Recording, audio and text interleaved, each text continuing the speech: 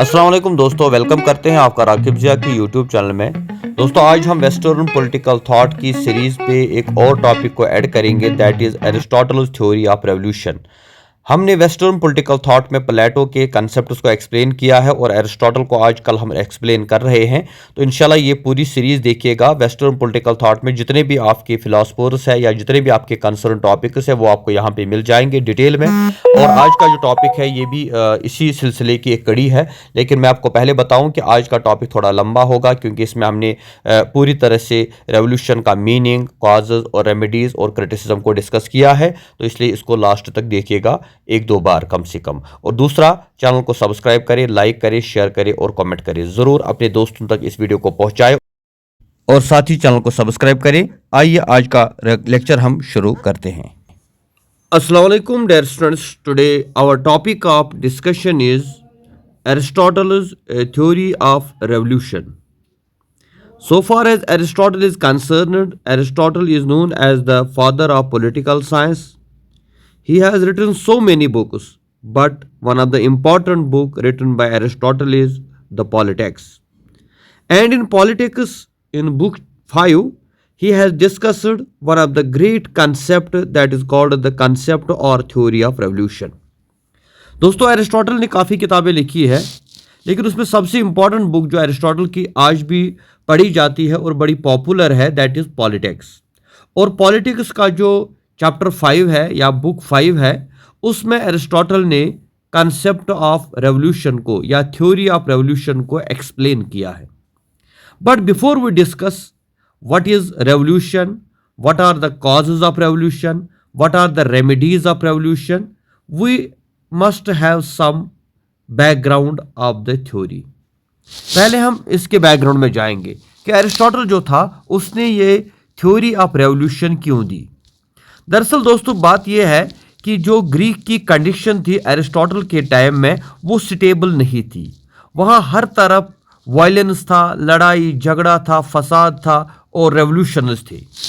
लोग गवर्नमेंट से, political system से नाराज थे और इसीलिए इस चीज़ ने एरिस्टोटल को बेचैन कर दिया, परेशान कर दिया, क्योंकि वो चाहता था कि ग्रीस जो है और ग्रीस की जो सिटी स्टेटस है ये दुनिया के लिए एक नमूना बन जाए, एक आइडियल कंसेप्ट बन जाए। क्योंकि उसका जो टीचर था प्लेटो, उसने आइडियल स्टेट का जो कंसेप्ट दिया था, एरिस्टोटल चाहता था कि हमारा ग्रीस भी एक आइडियल कंट्री बने। दैट इज वाई इस रेवोल्यूशन के कॉज को जानने के लिए एरिस्टोटल ने क्या किया, he studied 158 constitutions of the Greek city state. Aristotle on revolution. In Aristotle's views on revolution are contained in book 5 of Politics and are largely based on his study of the working of 158 constitutions of the Greek city-state. तो Aristotle का ये जो research है, ये जो concept है, ये basically उसकी जो रिसर्च रही, उसका जो स्टडी रहा, उसने जो रिसर्च किया वो था कि उसने 158 constitutions of the Greek city states को स्टडी किया। And after studying these 158 constitutions, he came on the conclusion that what are the causes of revolution and then what are the remedies of revolution. यानी इस revolution को समझने के लिए पहले हमें यह देखना होगा कि एरिस्टोटल ने क्यों ये कंसेप्ट, क्यों ये थ्योरी दिया। उसका रीज़न क्या था? क्योंकि उस टाइम ग्रीक के अंदर अनस्टेबिलिटी थी, पॉलिटिकल अनस्टेबिलिटी थी, हर तरफ हंगामा था, परेशानी थी, लोग सड़कों पे प्रोटेस्ट कर रहे थे, गवर्नमेंट का सिस्टम ठीक नहीं था। जैसा इस टाइम प्रेजेंटली आप पाकिस्तान में देख रहे हैं कि इमरान खान को रिसेंटली अरेस्ट किया गया और वहाँ की जो गवर्नमेंट है वो एक नॉन डेमोक्रेटिक रोल प्ले कर रही है। लोग नाराज है, लोग सड़कों पे एहतजाज कर रही है, पॉलिटिकल पार्टीज जो है वो प्रोटेस्ट कर रही है, हर तरफ से बेचैनी है। तो आप समझो ऐसी ही सिचुएशन उस टाइम ग्रीस के अंदर थी और इसीलिए एरिस्टोटल ने क्या किया, उसने 158 कॉन्स्टिट्यूशंस को स्टडी किया। उसने कहा कि मैं देखता हूं कि इन ग्रीक सिटी स्टेट्स के अंदर कैसा पॉलिटिकल सिस्टम है, कैसे लॉज है, कैसी गवर्नमेंट है, कैसे रूल्स एंड रेगुलेशंस है। और उसके बाद वो इस कंक्लूजन पे आया कि जो रेवोल्यूशन है इसके क्या कॉजेज होते हैं और इसका क्या जो है, इसका रेमेडी क्या है। तो पहले हम जानेंगे एरिस्टोटल जो है उसने रेवोल्यूशन को कैसे डिफाइन किया है। हालांकि रेवोल्यूशन का कंसेप्ट जो है ये एक कॉमन कंसेप्ट है। कभी हम ग्रीन रेवोल्यूशन की बात करते हैं, कभी हम इंडस्ट्रियल रेवोल्यूशन की बात करते हैं, कभी हम पॉलिटिकल रेवोल्यूशन की बात करते हैं। तो ये प्लेटो का जो रेवोल्यूशन का कंसेप्ट था ये टोटली डिफरेंट था। क्योंकि अगर हम देखें हमारे यहाँ जो एक जनरल आइडिया है रेवोल्यूशन का वो होता है कि complete overthrow of any system of any government. यानी जब भी कोई वायलेंट चेंज आती है, कोई पॉलिटिकल सिस्टम बदल जाता है तो उसको हम रेवोल्यूशन का नाम देते हैं। जैसे हिंदुस्तान के अंदर जो फ्रीडम मूवमेंट चली थी अंग्रेज़ों के ख़िलाफ़, जहां पर इनकलाब की बात छिड़ी थी कि इनकलाब जिंदाबाद के नारे लग रहे थे, और ये रेवोल्यूशन जो था इसका मकसद क्या था कि अंग्रेज़ों की जो हुकूमत है, अंग्रेज़ों का जो पॉलिटिकल सिस्टम है, अंग्रेज़ों का जो 200 साल का यहाँ पे राज है उसको ख़त्म करना। और 1947 में हिंदुस्तान के लोगों को वो चीज़ मिल गया, उन्होंने ये सिस्टम बदल दिया। That is called a revolution. But Aristotle का अलग एक डेफिनेशन है। एरिस्टोटल ने कैसे डिफाइन किया है, बिकॉज एरिस्टोटल का जो व्यू है, ओपिनियन है, आइडिया है रेवोल्यूशन के बारे में वो डिफरेंट है। लाइक एरिस्टोटल कहता है कि वो एक कंजर्वेटिव था। यानी कंजर्वेटिव मीन्स कि वो चाहता था कि जो सिस्टम हमारे यहाँ है इसमें कोई चेंज, कोई बदलाव ना आए। He was against the change. हालांकि change is the law of nature, change होनी चाहिए, चाहे वो पॉलिटिकल चेंज हो, चाहे वो पॉलिटिक्स के अंदर चेंज हो, चाहे वो कॉन्स्टिट्यूशन का चेंज हो, चाहे वो लॉज का चेंज हो, ये तो नेचुरल है। लेकिन एरिस्टोटल ने क्या कहा कि एनी मेजर और minor change in the constitution is called revolution. एक डेफिनेशन दी है एरिस्टोटल ने कि एनी मेजर और minor change in the constitution is called revolution. कि कोई भी मेजर या माइनर चेंज अगर कॉन्स्टिट्यूशन में आती है तो उसको एरिस्टोटल ने जो है रेवोल्यूशन का नाम दिया है। यानी एरिस्टोटल जो था वो चेंज के खिलाफ था। वो कहता है कि अगर कोई भी मेजर या माइनर चेंज कॉन्स्टिट्यूशन में आती है तो दैट इज कॉल्ड रेवोल्यूशन। और दूसरी डेफिनेशन एरिस्टोटल की है, if the constitution has remained unchanged but ruling power changes from one person to another person, one monarch to another monarch. कि अगर कॉन्स्टिट्यूशन चेंज ना हो लेकिन रूलिंग पावर चेंज हो जाए, एक रूलर की जगह दूसरा रूलर आ जाए, एक पार्टी की जगह दूसरी पार्टी आ जाए, एक गवर्नमेंट की जगह दूसरी गवर्नमेंट आ जाए, तो that is also known as revolution. या समटाइम मोनार्की टू एरिस्टोक्रेसी या एरिस्टोक्रेसी टू डेमोक्रेसी, इस चीज को भी एरिस्टोटल ने रेवोल्यूशन का नाम दिया है। तो इसलिए एरिस्टोटल का जो मीनिंग है रेवोल्यूशन का वो ये है कि कोई भी सिंपल छोटी या बड़ी चेंज अगर कॉन्स्टिट्यूशन में आती है तो उसको हम रेवोल्यूशन का नाम देते हैं। या ruling power transfers from one person to another person, that is also known as revolution. तो ये तो हो गया एक पार्ट। यानी इस क्वेश्चन को हम 3 हिस्सों में डिवाइड करते हैं। पहले पार्ट में हमने डिफाइन किया कि meaning of revolution according to Aristotle. अब दूसरा पार्ट जो है that is causes of revolution, कि रेवोल्यूशन के कॉजेज क्या होते हैं। तो कॉजेज यानी जब एरिस्टोटल ने 158 कॉन्स्टिट्यूशन को स्टडी किया तो उसके बाद वो कॉजेज पे आ गए। उसने कहा कि मैंने देखा डिफरेंट स्टेट्स में डिफरेंट कॉजेज है। दैट इज वाई पहली कैटेगरी जो उसने बनाई दैट इज पर्टिकुलर कॉजेज, कि पर्टिकुलर कॉजेज क्या है। सो पहले हम पर्टिकुलर कॉजेज की बात करेंगे। उसमें पहले आता है मोनार्की। यानी एरिस्टोटल का जो क्लासिफिकेशन ऑफ गवर्नमेंट है, जो हम अगर आप उस चीज़ को भी डिस्कस समझना चाहते हैं तो डिस्क्रिप्शन में लिंक दिया है, आप इस सीरीज के अंदर वो चीज़ भी आपको मिलेगी कि एरिस्टोटल क्लासिफिकेशन ऑफ गवर्नमेंट, उसने कितनी गवर्नमेंट दी है, मोनार्की, एरिस्टोक्रेसी, ओलिगार्की, डेमोक्रेसी या जो है टायरेनी। तो पहले इनको समझना है, लेकिन यहाँ पे हम इनको एक्सप्लेन नहीं करेंगे बल्कि हमें देखना है कॉजेज ऑफ रेवोल्यूशन। तो पहला कॉज जो है मोनार्की की बात हम करेंगे, पर्टिकुलर कॉज। एरिस्टोटल कहता है मोनार्की होता है वन मैनर्स रूल, जहां पे एक किंग एक रूलर आपको रूल करता है।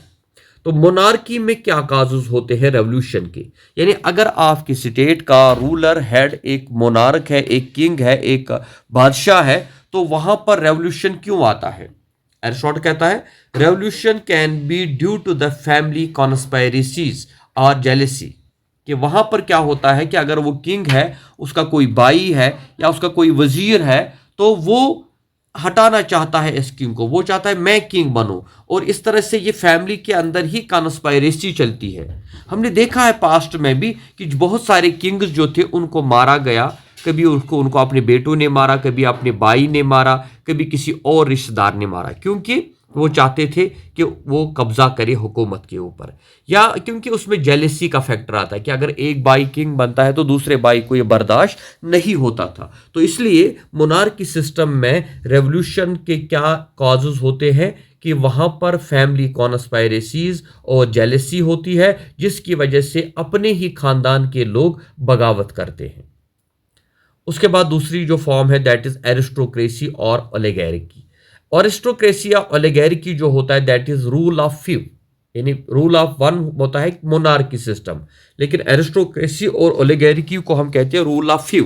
तो जब कुछ लोग रूल करते हैं तो वहां पर ऐसी हुकूमत में रेवोल्यूशन क्यों आता है? Revolution came come because due to the conspiracy by poor, क्योंकि यहाँ पर गरीब लोगों के साथ जो है ज्यादती होती है। एक पर्टिकुलर क्लास, एक इलीट क्लास रूल करता है और वो हुकूमत के ऊपर कब्जा करता है, और जो भी ऐशो आराम की चीज़ें होती है वो उनको एंजॉय करते हैं और आम आदमी को कुछ नहीं मिलता। इसलिए गरीब लोग जो है इसके खिलाफ खड़े हो जाते हैं और रेवोल्यूशन आ जाता है।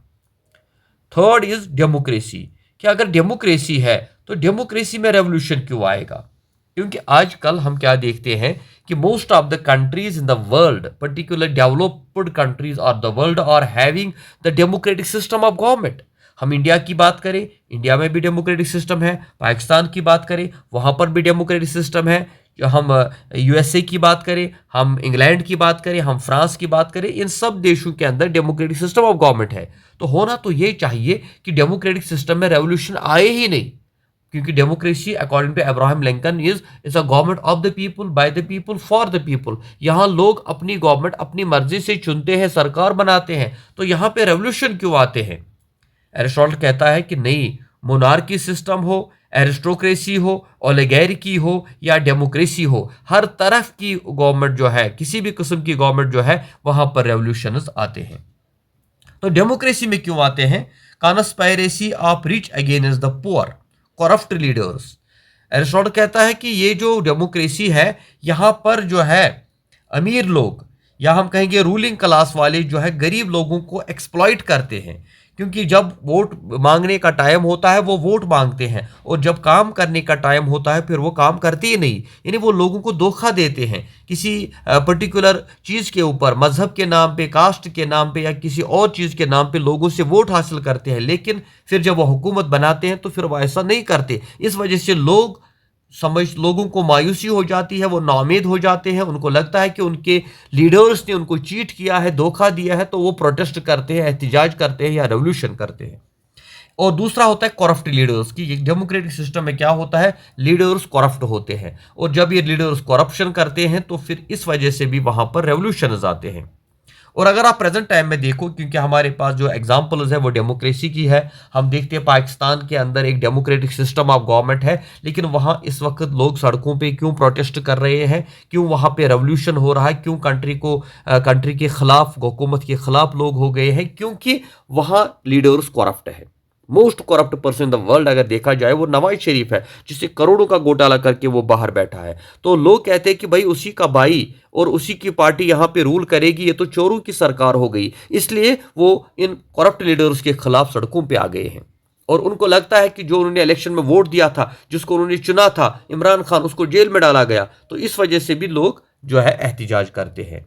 तो ये जो है ये है पर्टिकुलर काजेस, कि ये पर्टिकुलर काजेस क्या होते हैं, यानी मोनार्की सिस्टम में रेवोल्यूशन क्यों आता है, एरिस्टोक्रेसी में रेवोल्यूशन क्यों आता है, और जो है डेमोक्रेसी में रेवोल्यूशन क्यों आता है। अब इसके बाद दूसरी तरफ हम आते हैं जनरल कॉजेस।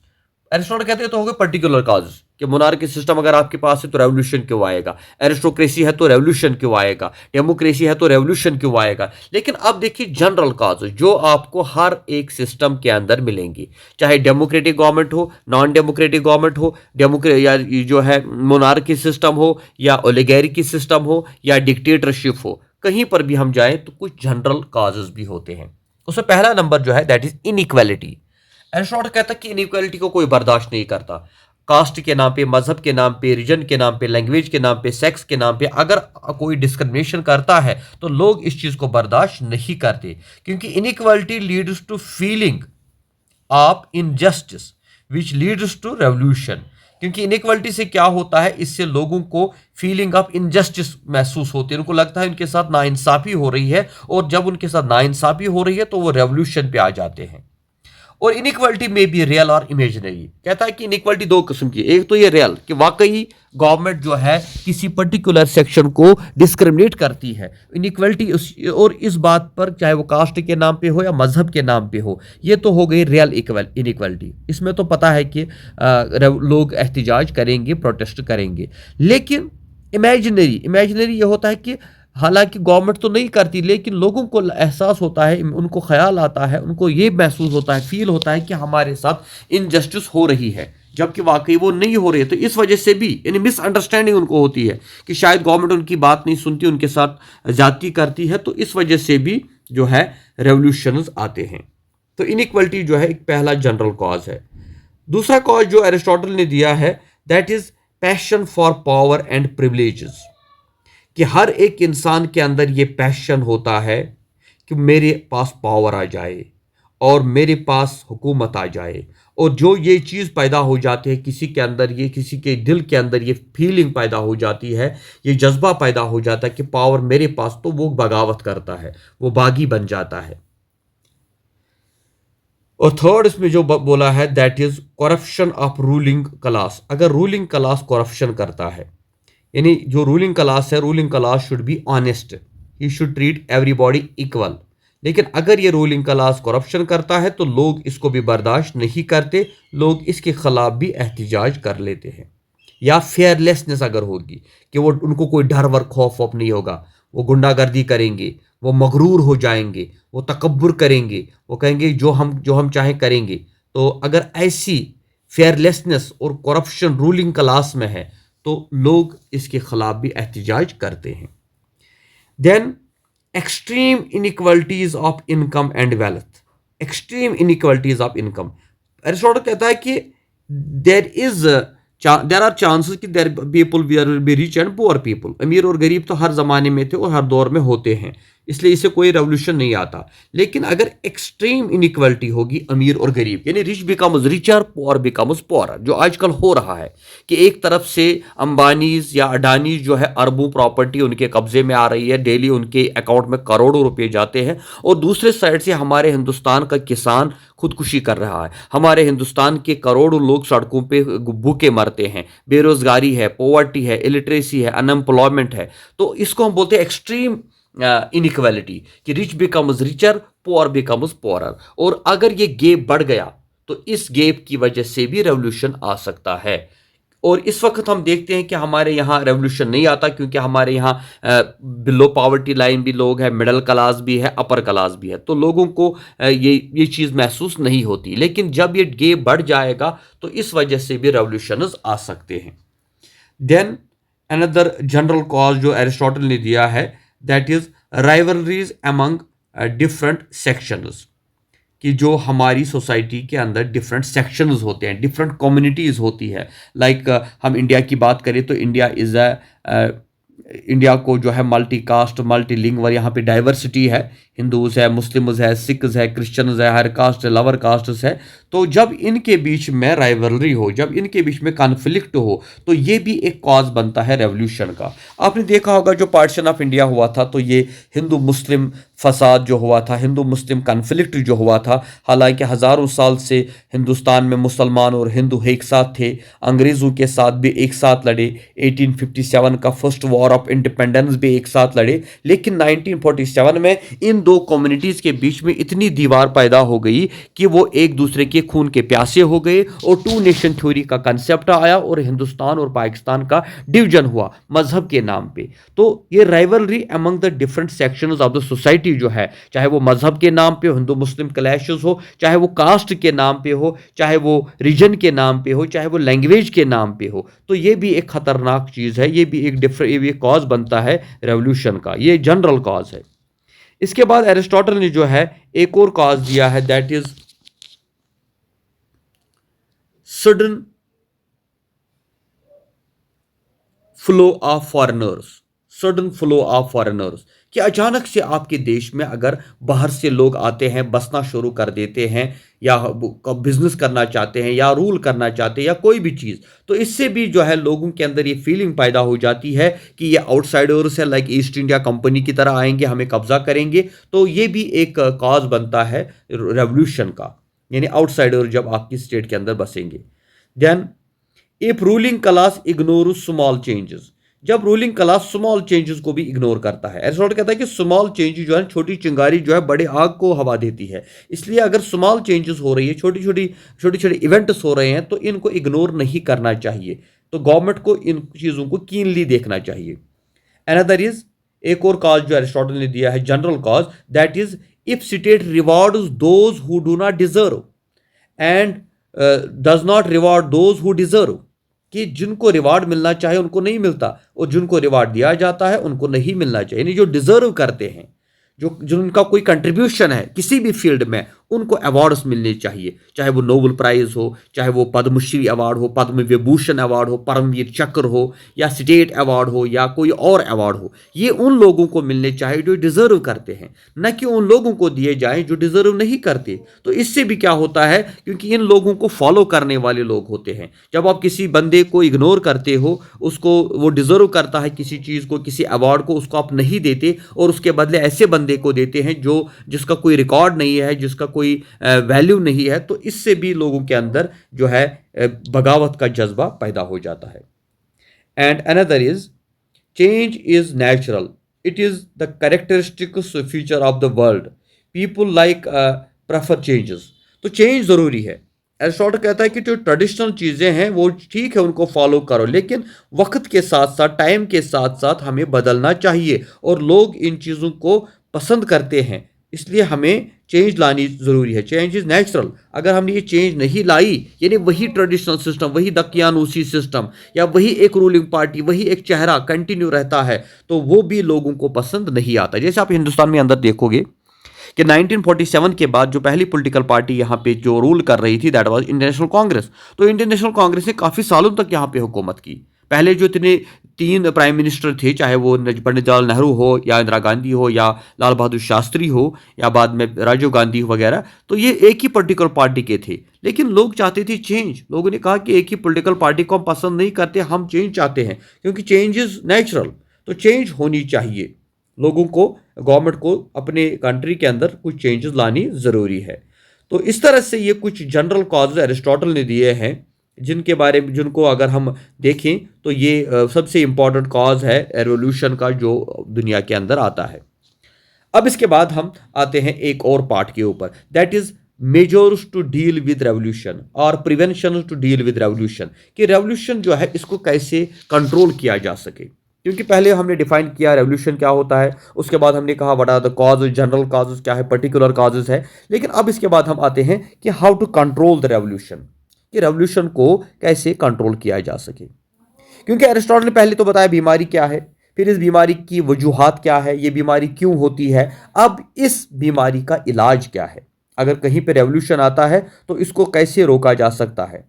तो उसमें पहला जो एरिस्टोटल ने एक मेजर दिया है, या एक प्रिवेंशन दिया है, that is state should educate citizens in civic virtues, कि स्टेट की ये रिस्पॉन्सिबिलिटी है कि वो सिटीजन्स को एजुकेट करे, उनके अंदर सिविक सेंस, सिविक वर्च्यूज जो है उनको डेवलप करे, कि उनको बता दे कि आपकी रिस्पॉन्सिबिलिटी क्या है, आपकी ड्यूटी क्या है टुवर्ड्स द स्टेट। क्योंकि a good citizen makes a good state, a bad citizen makes a bad state.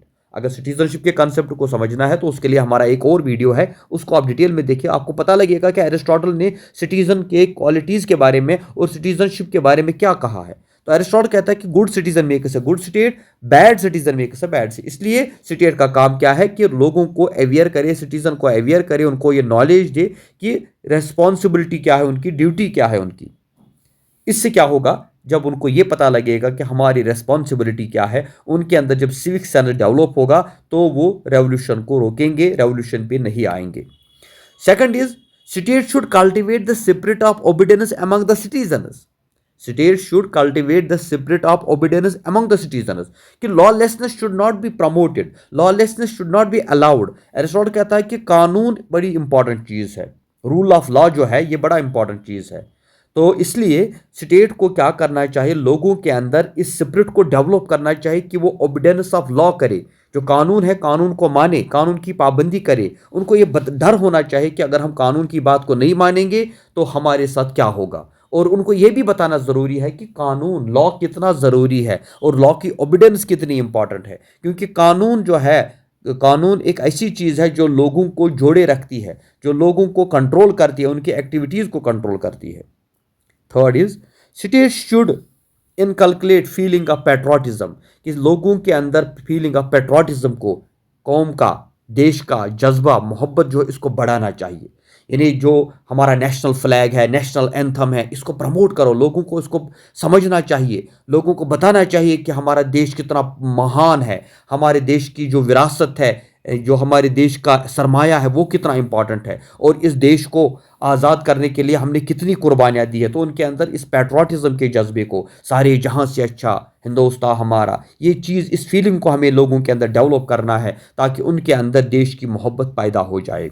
और ये पैट्रियटिज्म जो होता है ना, love of country, love of nation, जब तक लोगों के अंदर ये पैट्रियटिज्म का जज्बा नहीं होगा, वो यूनाइट नहीं होंगे और वो रेवोल्यूशन नहीं करेंगे। इसलिए हमें ज़रूरी है कि लोगों को हमें एक करना है। इसीलिए 15 अगस्त हम मनाते हैं, 26 जनवरी मनाते हैं, इंडिपेंडेंस डे मनाते हैं, रिपब्लिक डे मनाते हैं, फ्लैग डे मनाते हैं, जिस दिन हर कोई तिरंगा अपने घर के अंदर या अपनी मोहल्ले में चढ़ाता है, ताकि उनके अंदर पैट्रियटिज्म का जज्बा, क्योंकि पैट्रियटिज्म का जज्बा पैदा होगा तो आप अपने देश के लिए जान देने के लिए भी तैयार हो जाओगे। Another is states should treat the causes giving rise to revolution, यानी जो कॉजेज है जिससे रेवोल्यूशन आता है उनको रोकना चाहिए। अगर लोगों को ये फीलिंग है कि उनके साथ इनइक्वलिटी हो रही है तो हमें इनइक्वलिटी को रोकना है।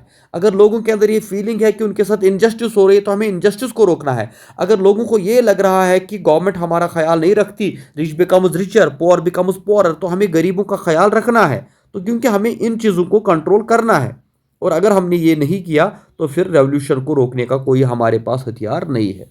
तो ये 4 इंपॉर्टेंट चीज़ें हैं जो एरिस्टोटल ने हमने मोटे मोटे तौर पे बताया।